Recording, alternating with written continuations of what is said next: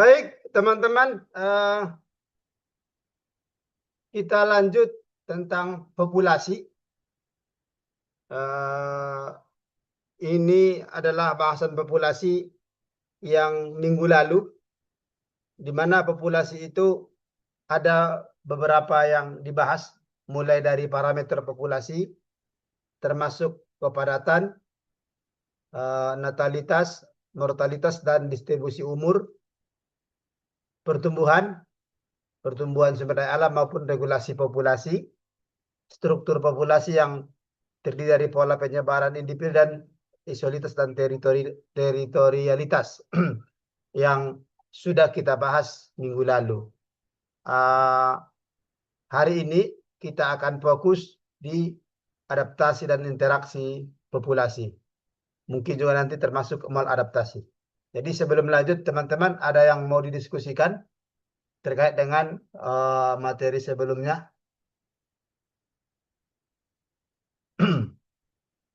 Ada yang Tidak, Pak. cukup? Oke. Mungkin sekilas mengulang sedikit bahwa populasi adalah suatu kelompok organisme dari spesies yang sama dan menempati tempat yang sama pada waktu tertentu, kan? Itu yang kita bahas minggu lalu. Contohnya misalnya populasi fitoplankton, zooplankton, ikan, makrozobentos, atau makrofita. Ini pun fitoplankton, atau bisa kita gabung populasi plankton misalnya, kalau mau kita ini agak mau kita ini kan. Misalnya ini contoh populasi ikan nila di Danau Toba, populasi ikan mas di Danau Toba. Artinya gabungan seluruh ikan nila di Danau Toba, seluruh ikan mas di Danau Toba, populasi plankton mikrocistis di Danau Toba. Nah, gabungan populasi ikan nila dan ikan mas itu yang kita sebut dengan komunitas ikan, ya. Di atas adalah komunitas. Oke, kita ini kita sudah pelajari minggu lalu. Saya hanya sedikit mengulang saja yang materi yang sudah saya update sebetulnya kemarin, yang saya lupa bawa. Ini yang kemarin sudah kita ini, termasuk distribusi umur, ini pertumbuhan populasi. Nanti dapat dibaca teman-teman ya, bahwa ada populasi tipe kurva S ataupun kurva J. Kalau kurva J itu adalah contohnya plankton saat blooming. Kalau S ini ya umum untuk perikanan atau untuk ikan. Ini minggu lalu sudah kita bahas, populasi penyebarannya ada yang seragam, ada yang acak, ataupun ada yang berkelompok. Ini juga sudah kita bahas terkait dengan isolasi. Dan hari ini kita coba diskusi terkait dengan adaptasi dan interaksi. Adaptasi adalah kemampuan organisme untuk menyesuaikan diri dengan kondisi lingkungan. Sehingga dengan adanya adaptasi, populasi atau organisme dapat bertahan hidup, tumbuh, dan bereproduksi. Jadi adaptasi inilah yang dalam konsep ekosistem, siapa yang sanggup dan mampu beradaptasi, dia yang akan selamat, kan gitu. Kalau dia tidak bisa beradaptasi, dia akan tersingkir pada akhirnya. Nah, atau adaptasi juga merupakan kemampuan makhluk hidup untuk menyesuaikan diri dengan habitat atau tempat tinggalnya dalam waktu yang sangat panjang sehingga terjadi perubahan gen. Ini ada kemungkinan dengan adanya adaptasi, terutama perubahan ekstrim, membuat makhluk hidup akan mengalami perubahan gen. Misalnya, begitu orang Indonesia yang biasa di daerah tropis pindah ke daerah subtropis, misalnya ke daerah sekitar kutub utara yang dingin, tentunya akan beradaptasi. Sehingga dalam beberapa generasi akan terjadi perubahan gen dengan asalnya dengan Indonesia. Demikian pula juga kita dulu kan,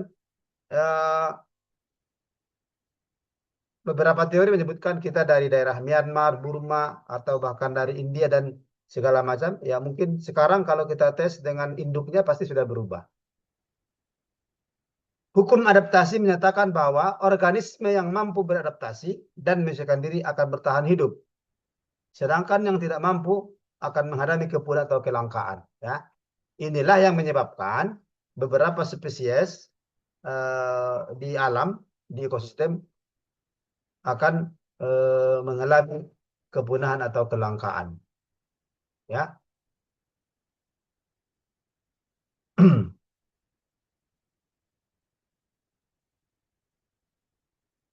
Contohnya kepunahan atau kelangkaan, contoh yang kita kenal T-Rex dan segala macam. Kelangkaan, ya beberapa spesies seperti ikan, kayak kita ikan batak, ya sudah mengalami kelangkaan. Bahkan mungkin kita belum tahu terakhir statusnya apakah sudah punah atau seperti apa, karena belum ditemukan kembali di mana keberadaannya.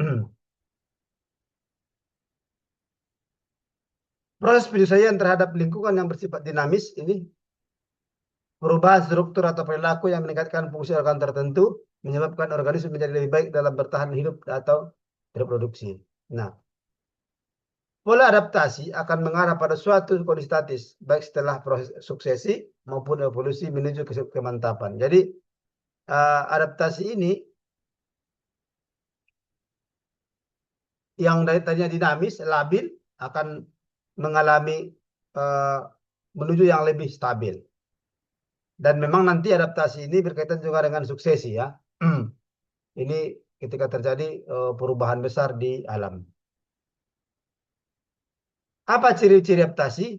Pertama, adaptasi diakibatkan oleh kombinasi perubahan acak dalam skala kecil pada organisme secara terus-menerus yang diikuti oleh seleksi alam sehingga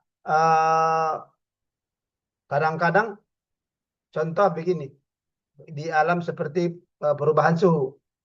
Nah, ini hal yang kecil bisa tapi terus-menerus membuat kita akan mengalami adaptasi. Kadangkala banyak sifat-sifat yang tampaknya merupakan adaptasi sederhana sebenarnya merupakan eksaptasi. Apa itu eksaptasi? Yaitu struktur yang awalnya beradaptasi untuk fungsi tertentu, namun secara kebetulan memiliki fungsi lain secara evolusi. Apa evolusi? Perubahan yang secara sangat lama kan. Jadi secara perlahan-lahan dia mengalami perubahan. Sehingga memang dengan gen asalnya, gen leluhurnya akan berbeda. Jadi proses adaptasi dapat menyebabkan penambahan ciri-ciri baru ataupun kehilangan ciri-ciri leluhur. Ya. Ini. Proses adaptasi menyebabkan penambahan ciri-ciri baru ataupun kehilangan ciri-ciri leluhur. Jadi selama adaptasi, beberapa struktur dapat kehilangan fungsi awalnya dan menjadi struktur vestigial atau memiliki fungsi yang kecil atau sama dengan sama sekali berfungsi secara sekarang. Jadi ya adaptasi ini akan tadi menyebabkan membuat ciri-ciri baru ataupun kehilangan ciri-ciri leluhur. Ini sudah pasti. Berkaitan dengan adaptasi ada beberapa hal. Pertama, kita akan mengenal adaptasi morfologi. Kita akan mengenal adaptasi fisiologi dan termasuk adaptasi tingkah laku. Nah, adaptasi morfologi berhubungan dengan bentuk tubuh. Kalau kita di perikanan, ya bentuk tubuh yang datar, misalnya bentuk tubuh yang streamline, merupakan adaptasi. Contoh, ikan-ikan streamline umumnya adalah adaptasi terhadap ikan-ikan berenang cepat. Ya, ikan-ikan yang bergerak cepat itu akan membentuk ikan yang streamline namanya. Nah, kalau yang bongsor ini bukan berenang cepat, ikan-ikan yang santai. Ada contoh lain misalnya kalau kita melihat ikan sebelah, dia beradaptasi di dasar. Jadi seolah-olah dia sama dengan lumpur dan sebelahnya lagi dia sembunyikan kan. Nah kan sebelahnya putih. Sebelahnya yang atas tuh kecoklatan segala dan agak hitam. Jadi kalau di dasar itu seolah-olah nggak nampak. Nah itu bentuk adaptasi morfologi. Contoh lain misalnya ikan lempu batu dia kayak mirip batu kalau dia menyatu dengan sedimen atau dengan substrat. Itulah bentuk adaptasi. Kalau fitoplankton misalnya memiliki duri atau bentuk koloni atau meningkatkan daya apung, ini kalau daya apung sudah bagian dari fisiologi. Contoh lain ya adaptasi ya morfologi ada gelembung renang pada ikan mas, itu bagian dari adaptasi. Dan artinya ya berhubungan dengan bentuk tubuh. Itu adalah bagian dari adaptasi morfologi. Adaptasi fisiologi adalah berhubungan dengan fungsi tubuh dalam metabolisme. Misalnya kalau seperti kita pada siang panas begini akan sering berkeringat, ya kan? Kalau dingin lebih sering pipis. Itu adalah bagian adaptasi fisiologi. Kalau ikan metabolisme mungkin adaptasi terhadap misalnya salinitas kalau di daerah estuari. Kalau di daerah yang oksigen rendah, mereka memiliki kemampuan untuk mengambil oksigen langsung di udara. Ikan nila, ikan lele, ikan gabus, termasuk betok adalah ikan-ikan yang mampu beradaptasi pada oksigen yang rendah. Mereka punya kemampuan untuk mengambil oksigen langsung dari udara, termasuk belut. Makanya kalau kita lihat di sawah-sawah yang airnya sudah habis tapi masih lembab ya, masih lembab tanahnya, kita menemukan belut. Kita menemukan ikan gabus. Kenapa? Karena mereka punya kemampuan untuk mengambil oksigen langsung dari udara.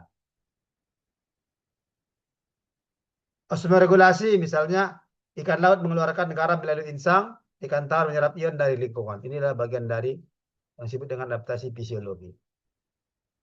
Adaptasi apakah kalau ikan itu ke oksigen ataukah dengan suhu atau dengan asinnya. Adaptasi perilaku adalah banyak teman-teman, kalau perilaku ini banyak, apakah perilaku menghindari mangsa, apakah perilaku untuk mencari makan, ataukah perilaku untuk mau memijah.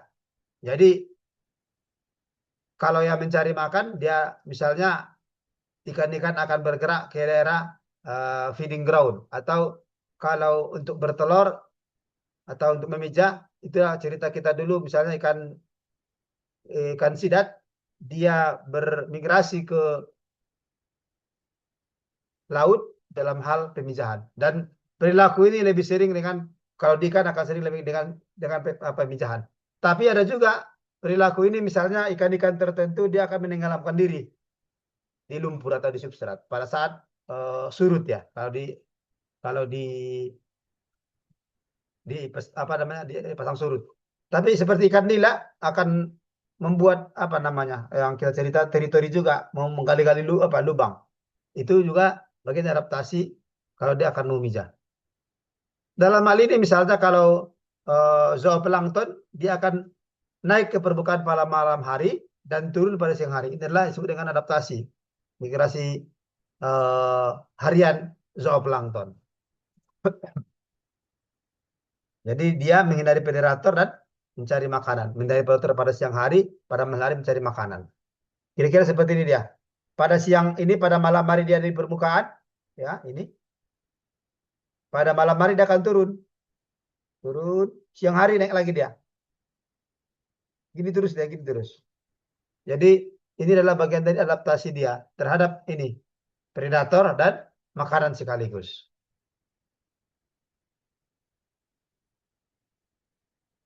Nah, sampai sini ada pertanyaan? Kita lanjut. Interaksi. Interaksi yang jelas sebuah populasi pasti berinteraksi satu sama lain. Apakah interaksinya dengan sesama populasi atau dengan populasi lain? Ya, apa kaitannya? Karena interaksi itu berkaitan dengan nanti dia bertahan hidup, ya dia akan makan, kan pasti berinteraksi atau memakan dengan mangsanya. Dia juga pasti akan ada kemungkinan akan dimakan atau dimangsa. Interaksi dapat mempengaruhi pertumbuhan populasi, distribusi organisme, dan struktur komunitas. Ya, jelas. Ini juga berhubungan nanti interaksi ini apakah nanti positif atau negatif ya.